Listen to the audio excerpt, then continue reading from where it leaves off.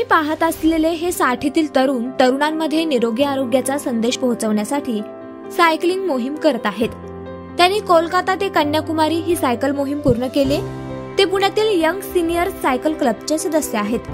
सध्या कोरोनामुळे work from home सुरू झाल्याने तरुणाईला अनेक आजारांना सामोरं जावं लागतंय. या पार्श्वभूमीवर तरुणांमध्ये जनजागृती निर्माण करण्यासाठी पुण्यातील यंग सिनियर सायकल क्लबच्या 2 सदस्यांनी कोलकाता ते कन्याकुमारी ही सायकल मोहीम पूर्ण केली आहे. कलकत्त्यावरनं मग आम्ही सायकलिंग सुरू केलं.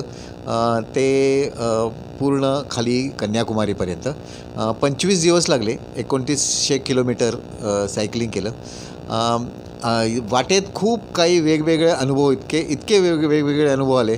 पण मला असं म्हणायचं की सगळे अनुभव आहेत ना ते चांगलेच होते. आम्हाला वाईट अनुभव आलेच नाहीत.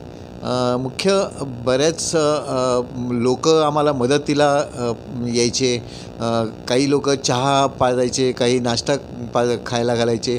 पण म्हणजे असं त्या प्रेमापोटी आणि त्यांना खूप कौतुक वाटायचं की हे 2 वयस्कर लोक आमच्याबरोबर ह्याला येत आहेत. आमच्याबरोबर हिंगे साहेब म्हणून एक होते, विजय हिंगे साहेब.